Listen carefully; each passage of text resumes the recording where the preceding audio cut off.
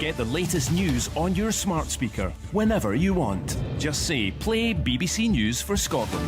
And you're listening to Good Morning Scotland with Gary and Laura.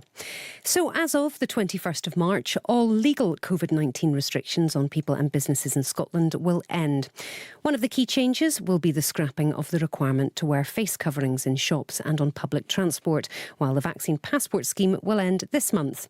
The moves form part of the Scottish Government's blueprint for dealing with the virus in the future, which was unveiled by the First Minister. Well, Stuart Patrick is Chief Executive of Glasgow Chamber of Commerce. Morning to you, Stuart. Good morning. Was the strategic framework everything you hoped it would be?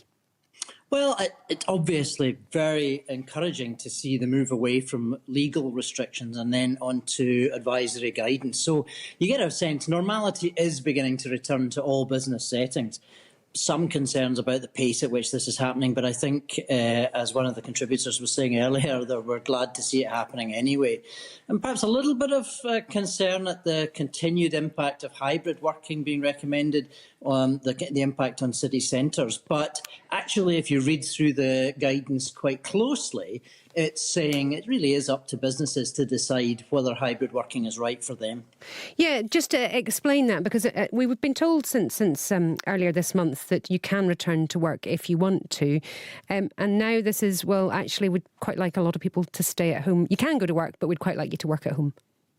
Yes, that was pretty much the message coming from the First Minister. I know there's a tone of that in the strategic guidance, but the guidance does say quite explicitly this is really for businesses to make the decisions between employers and their employees. And I know a lot of businesses are going to make the decision to go for hybrid working. So that does leave us with some questions to ask about the impact on city centres and actually on the impact on public transport. The document doesn't say an awful lot about what the impact of hybrid working on public transport might be, and we're obviously concerned that service reductions might have to occur simply because demand doesn't return to the levels that were there pre-COVID. What sort of impact has hybrid working had on city centres?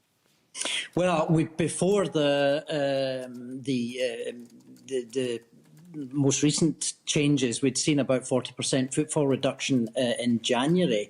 Now, of course, that we can't tell whether that's to do with hybrid working, but the one aspect of the big reduction in footfall in Glasgow was because people hadn't returned to the offices. We're still waiting to see what the February figures show, but it's I think it's a fairly slow return to offices at the moment. We'll see if that picks up when the legal restrictions are lifted on the operation of business premises on the 21st of March. What about the advice about face coverings? The legal requirement disappears from the 21st of March, but the recommendation will be to continue to wear them in stores and on public transport.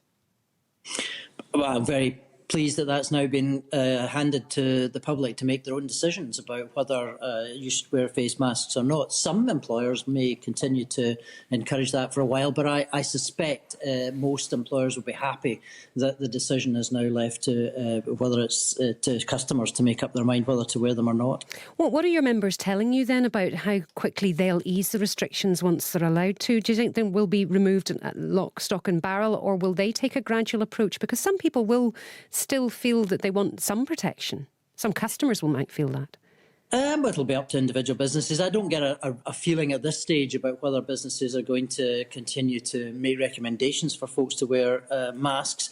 I think actually within the workplace there may be more discussion about how to protect those that are especially vulnerable. But I think in general, frankly, I think most employers will be happy that the decisions are going to be left to the customers. And just in terms of COVID certificates, they'll disappear from next Monday, one of the first things to go. What sort of impacts have they had on businesses? It's a cost impact as much as anything else because it requires a degree of administration. Obviously, you have to monitor it at the door. So again, I think we all got to remember just how much of an impact this has had on individual companies. The hidden COVID impact is the debt impact on small businesses. We're looking at small businesses with debt having gone up from about 300,000 pre-COVID to 750,000 now. And we're looking at about 10% of SMEs that have got what the Bank of England would describe as high debt and very high debt servicing. Now, that kind of cost of operating something like COVID passports simply adds to the challenge. So we've got a long way to go for a lot of businesses to recover from COVID. So anything that reduces the cost burden is welcome. Stuart, thank you very much indeed. Stuart Patrick, Chief Executive of Glasgow Chamber of Commerce.